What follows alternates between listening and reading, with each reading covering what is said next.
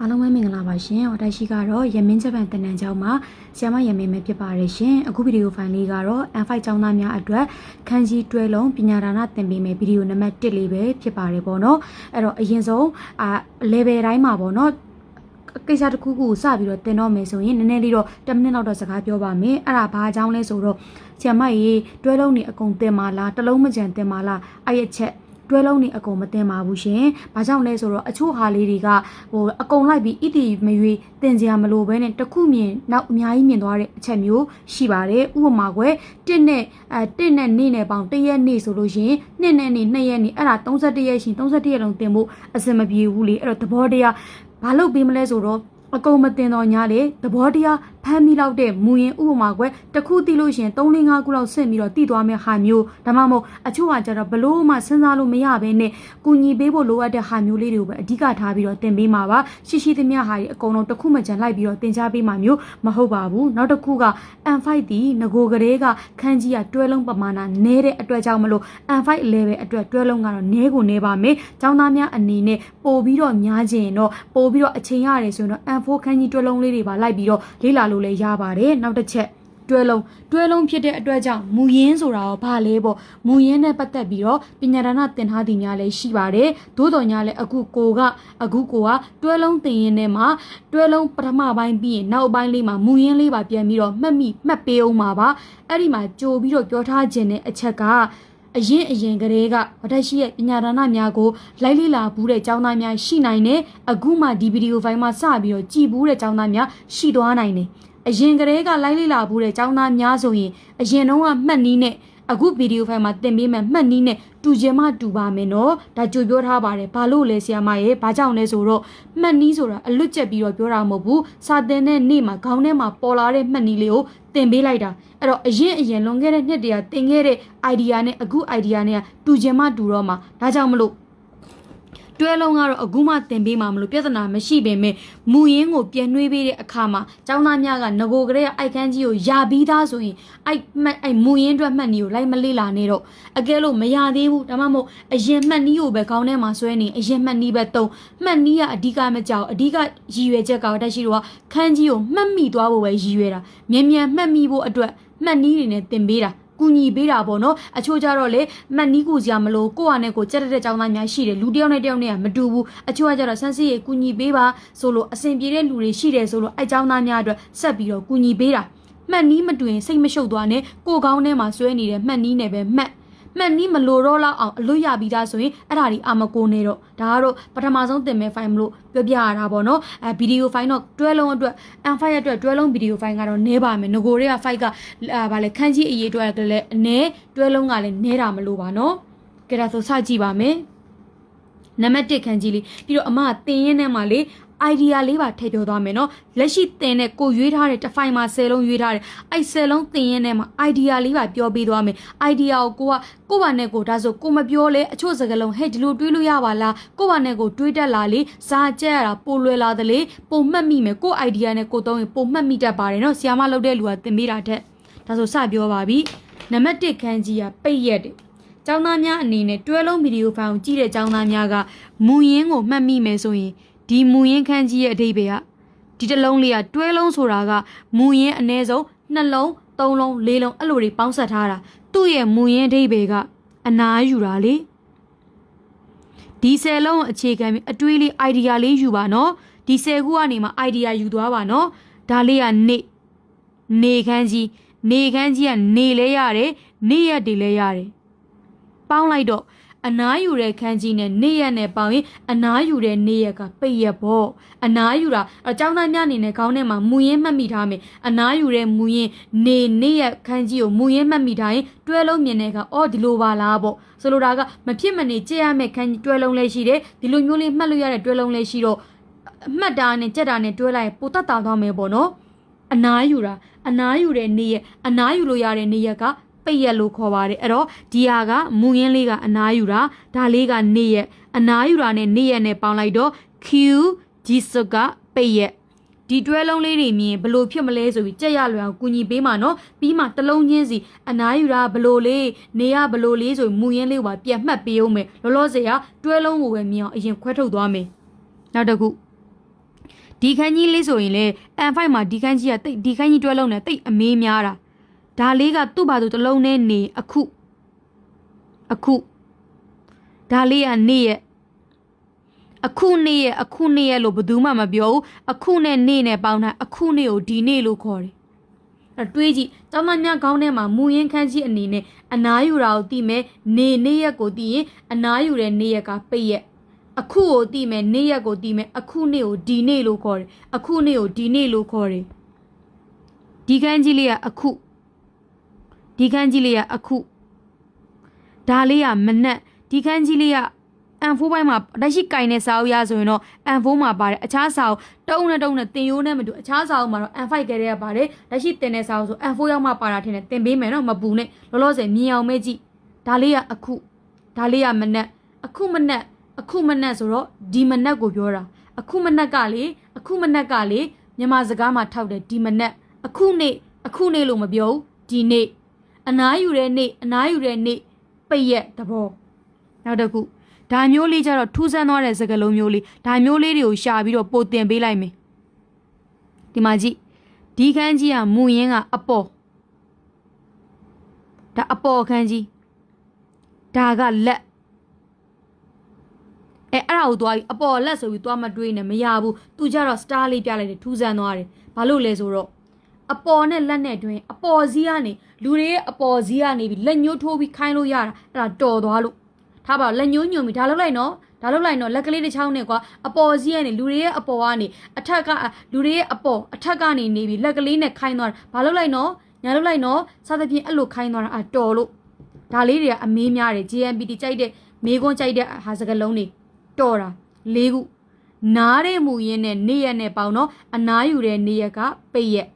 အခုခန်းကြီးနဲ့နေရက်နဲ့ပေါင်းတော့အခုနေ့ကဒီနေ့အခုခန်းကြီးနဲ့မနက်နဲ့ပေါင်းတော့အခုမနက်ကဒီမနက်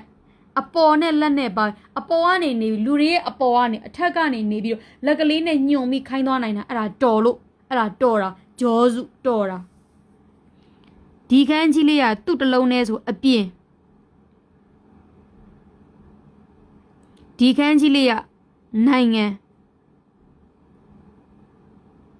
အပြင်ဘက်နိုင်ငံတွေကိုယ်နိုင်ငံမဟုတ်ဘဲနဲ့ကိုယ်နိုင်ငံရဲ့အပြင်ဘက်မှာရှိတဲ့နိုင်ငံတွေကိုနိုင်ငံခြားလို့ခေါ်တယ်အပြင်ဘက်မှာရှိတဲ့နိုင်ငံဒါကအပြင်ထွက်သွားပြီအပြင်ထွက်သွားတယ်ဆိုလိုတာကထားပါတော့အခုတို့တွေမြန်မာနိုင်ငံမှာနေတယ်အပြင်ထွက်သွားတယ်ဘဲအပြင်လဲနိုင်ငံရဲ့အပြင်ကိုထွက်သွားရင်အဲ့ဒါနိုင်ငံခြားလို့ခေါ်တယ်အပြင်မူရင်းခန်းကြီးနဲ့နိုင်ငံမူရင်းခန်းကြီးနဲ့ပေါင်းထားတဲ့တွဲလုံးဘလို့အဲ့ဒါကြောင့်ကြက်စရာမလိုတော့ဘူးကွာဒါမျိုးကြတော့မှတ်လိုက်ပေါ့အပြင်ထွက်သွားပြီတို့တွေနိုင်ငံရဲ့အပြင်ကိုထွက်သွားရင်အဲ့ဒါနိုင်ငံခြားသွားတယ်လို့ခေါ်တာလေစဉ်းစားကြည့်နော်အပြင်ထွက်သွားတယ်အိမ်ရဲ့အပြင်ထွက်တာမဟုတ်ဘူးကွာနိုင်ငံရဲ့အပြင်ကိုထွက်သွားရင်အဲ့ဒါနိုင်ငံခြားဒါလေးကနိုင်ငံခန်းကြီးဒါလေးကအတွင်းဒါလေးကနိုင်ငံခန်းကြီးဒါလေးကအတွင်းနိုင်ငံရဲ့အတွင်းဆိုတော့ပြည်တွင်းပေါ့အပြင်ထွက်သွားတယ်နိုင်ငံရဲ့အပြင်ကိုထွက်သွားရင်အဲ့ဒါနိုင်ငံခြားဆိုရင်နိုင်ငံရဲ့အတွင်းကပြည်တွင်းနိုင်ငံရဲ့အတွင်းကပြည်တွင်း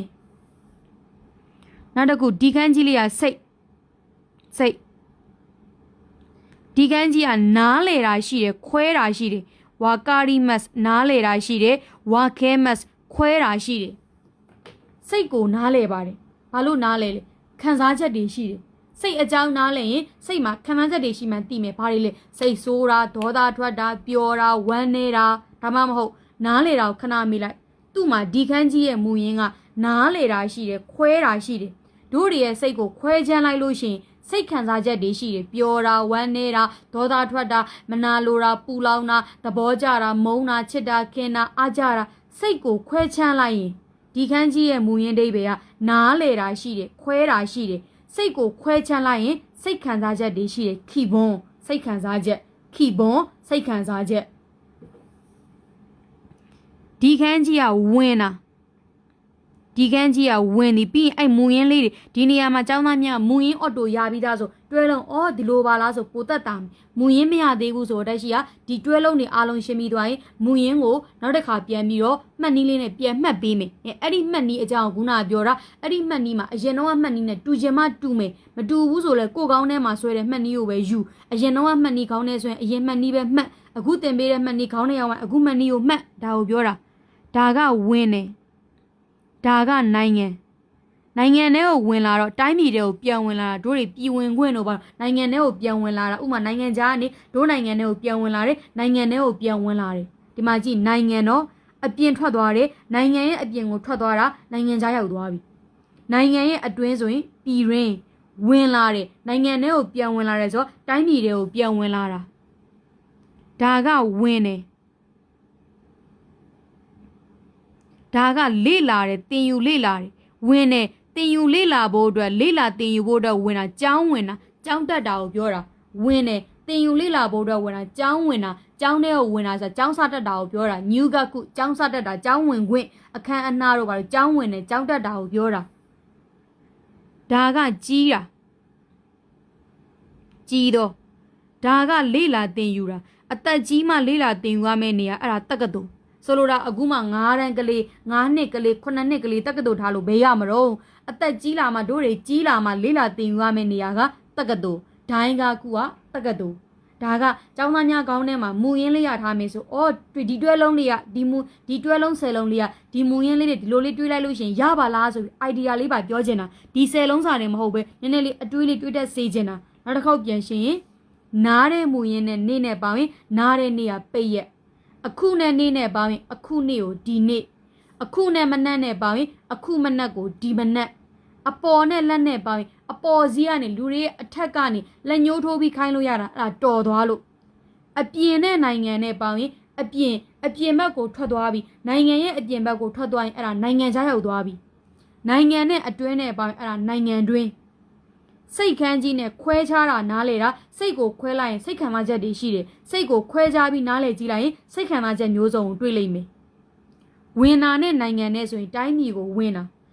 နာနဲ့လေ့လာဖို့လေ့လာသင်ယူဖို့ဝင်တာကျောင်းဝင်တာကြီးမှလေ့လာသင်ယူရတဲ့နေရာကတက္ကသိုလ်ဒါတွဲလုံးအပိုင်းဒါအပိုဆက်ရှင်းပြီမူရင်းမှာစကားသာတွဲလုံးတင်မဲ့ရည်ရွယ်တော့အဲ့မူရင်းနေပြန်မတင်တော့ဘူးလို့ရည်ရွယ်ထားပြီးတော့မောလို့ဒါပေမဲ့လည်းမရရင်ဒီဗီဒီယိုဖိုင်ကြည့်ပြီးဟဲငါဒါမတီးကိုစိတ်ညစ်သွားမှာဆိုလို့ပြန်မှတ်ပေးမယ်ဒီမှာကြည့်မယ်အနားယူတာနဲ့နေရက်နဲ့အနားယူတာ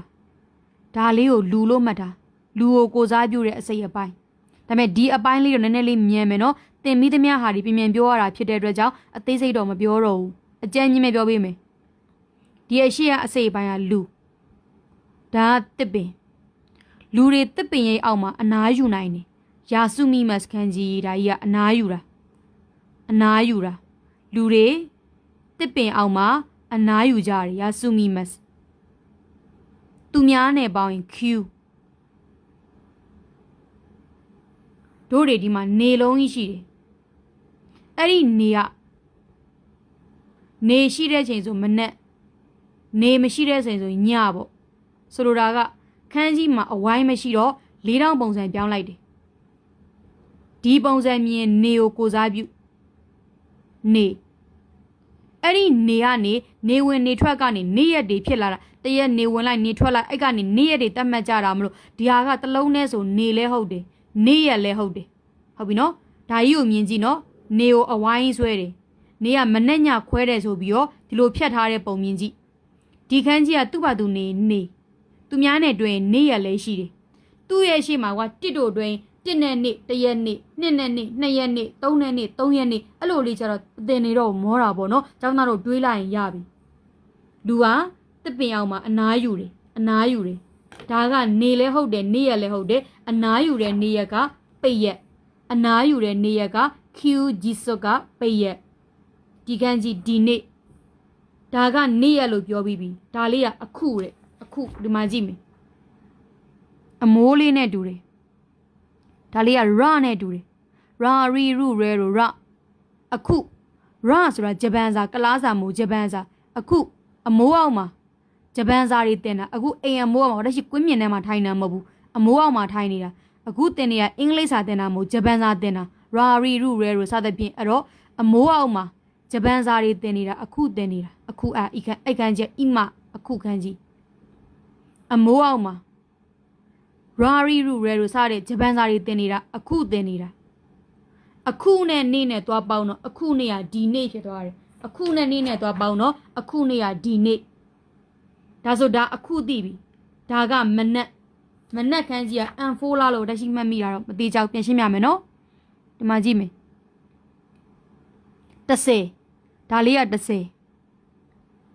အပေါင်းလက္ခဏာလေးပေါင်းလိုက်ရင်10ကဏ္ဍနေရတယ်ဒါကနေဒီပုံစံလေးမနက်ခန်းကြီးလေး54ခန်းကြီး challenge တွေတင်ထားတာရှိတယ်အဲ့မှာမူရင်းတွေပြန်နှွေးလို့ရတယ်နော်ဒါလေးကိုတစ်ဆင့်ချင်းရှင်းပြမယ်ဒါလေးကိုဒါမနက်ခန်းကြီးတစ်ဆင့်ချင်းရှင်းပြရင်ဒီနားလေးကိုအရင်မြင်လိုက်မယ်ဒီနားလေးကစောတယ်ဆိုတဲ့အဓိပ္ပာယ်ရှိတယ်ဒါနေဒါ30ဒါနေဒါ30မနက်10နာရီမထိုးခင်နေထွက်လာတဲ့အချိန်10နာရီမထိုးခင်ဆိုခွန်8 9အဲ့အချိန်ကစောသေးတယ်အဲ့ဒါစောတော့အဲ့ဒါဟာယာဤအဲ့အပိုင်းထိဆိုဟာယာဤနေထွက်လာပြီ10နာရီမတိုင်ခင်နေထွက်ခါစားအချိန်ကိုစောတယ်လို့ခေါ်တယ်ဒါစောတာကိုအခုပြောချင်တာမနက်ဆိုတာ10နာရီလောက်ထိပဲခေါ်လို့ကောင်းတယ်17 12ဆိုနေ့လည်ဖြစ်သွားပြီမနက်ဆိုတာတစ်နေ့တာလုံးမှာစောသေးတယ်စောတယ်မနက်စောတယ်ပြီးတော့လလေးပြောင်းဝင်ကားစားအချိန်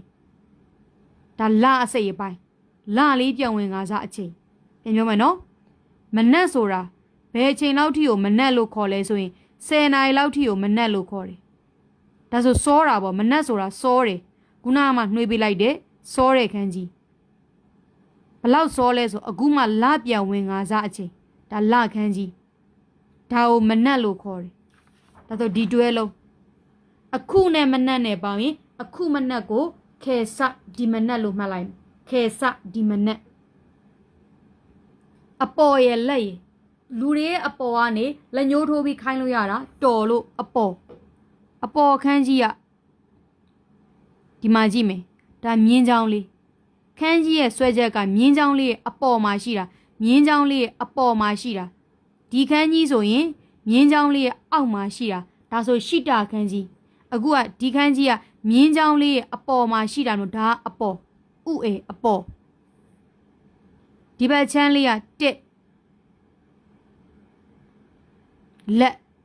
လက်ကိုဘယ်လိုမှတ်ပေးရင်ကောင်းမလဲဆိုတော့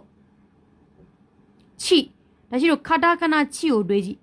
ခတာခဏချိနဲ့တူတယ်ချိနဲ့အောင်ရေးရတာလက်ကနေစားတွေချိနဲ့အောင်ရေးရတာနော်လက်နဲ့စားတွေချိနဲ့အောင်ညောင်းချိအောင်ရေးရတာအဲ့တော့ဒါလေးက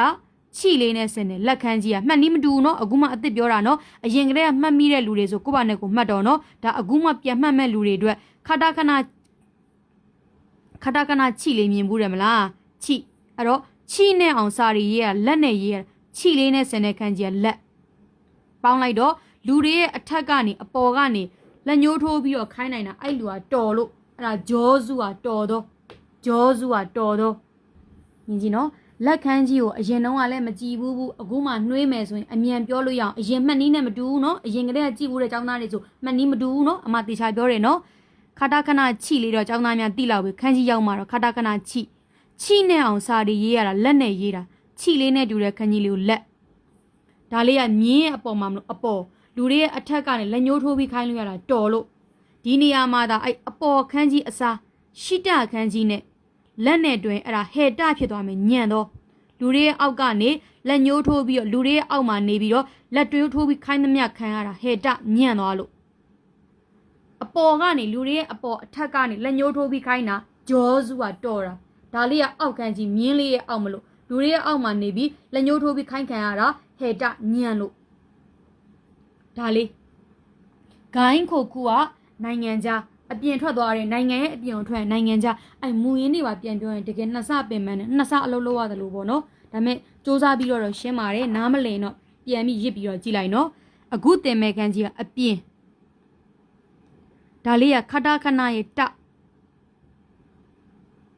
ဒါလေးကခတာခဏရဲ့တို့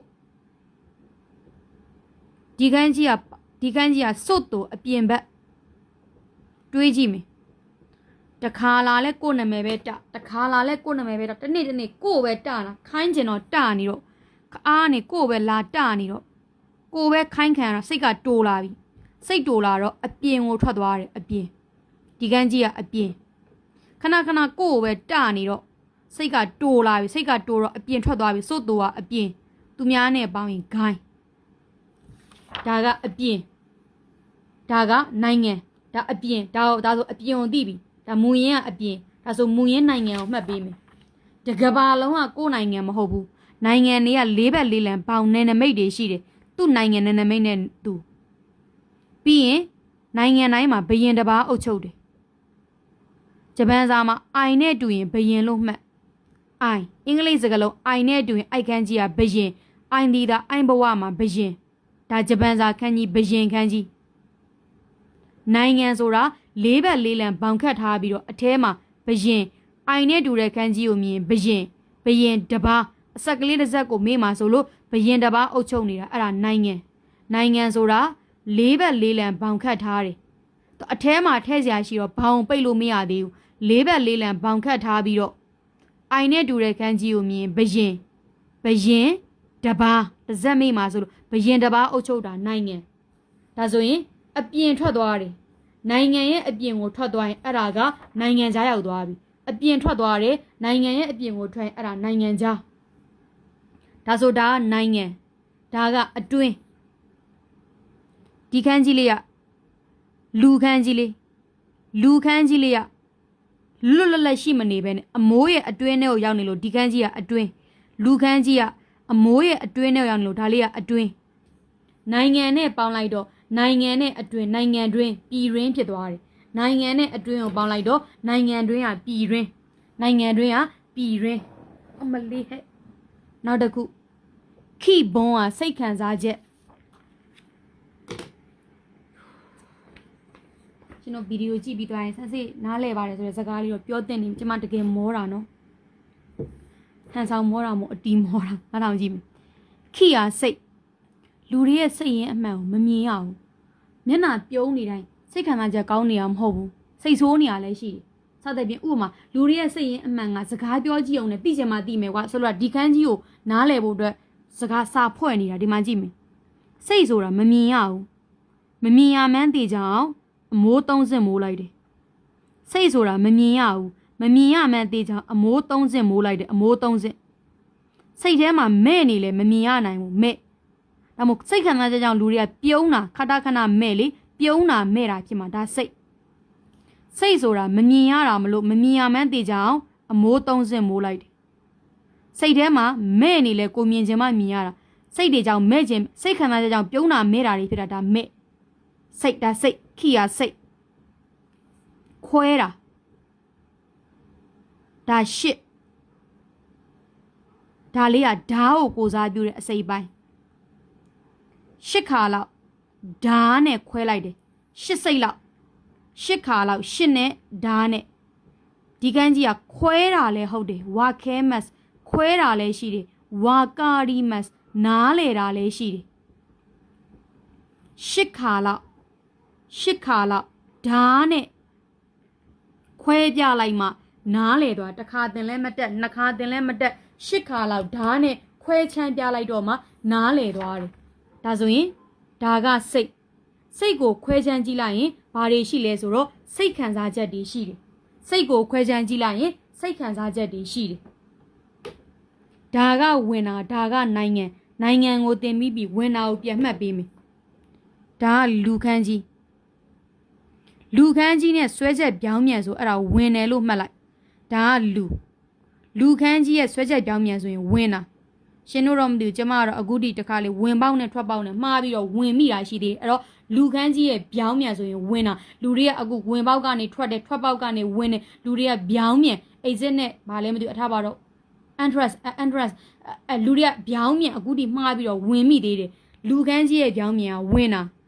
တာနဲ့နိုင်ငံနဲ့ပေါင်းတော့တိုင်းပြည်ကိုဝင်တယ်တိုင်းပြည်ပြန်ဝင်လာတယ်ဒါကဝင်တယ်ဒါကလေ့လာသင်ယူတာမာနာဘီမတ်ဂက်ခိုးတို့ဂက်ဆေးတို့ကဒီရလာတာလေအမိုးလေးအောက်မှာကလေးဘွားတွေက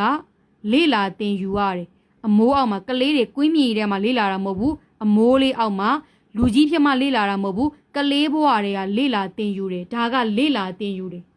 ဝင်တယ်လေ့လာသင်ယူဖို့အတွက်ဝင်တော့ကျောင်းဝင်တယ်နိုင်ငံကိုဝင်တော့တိုင်းပြည်ဝင်တယ်ဒါကကြီးတာ မျက်လုံးထဲမှာလက်ကားရခြေကားလုံနေတဲ့ပုံမြင်လိုက်လက်ကားရခြေကားလုံနေလူရအကြီးဖြစ်သွားတယ်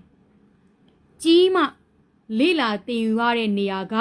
တက္ကသိုလ်လို့မှတ်လိုက်ကြီးမှလေးလာတင်ယူရတဲ့နေရာကတက္ကသိုလ်ဒီနေရာမှာမူရင်းရပြီးသားမူရင်းထက်မပြောရင်တော့အများကြီးအချိန်ပိုတက်တာတာပေါ့နော်ပြကြည့်တဲ့ကျောင်းသားများမူရင်းမေ့နေတယ်ဆိုဆိတ်ရှုပ်သွားမှာဆိုလို့ပြန်တော့ပြောထားတယ်သို့တော်ညာလေးတွဲလုံးလည်းပြောရတယ်မူရင်းလည်းပြောရတယ်ဆိုတော့အများကြီးကိုတခါတည်းပြောတော့လေအရန်တော့အသေးစိတ်မနိုင်ဘူးတက်နိုင်တယ်များတော့အချိန်နဲ့မြန်ထားပါတယ်ထက်ကပြန်ကြည့်လိုက်ပါနော်တရှိမောသွားပြီလို့ထပ်မရှင်းနိုင်တော့ပါဘူးဒါလေးကဗီဒီယို1မှာ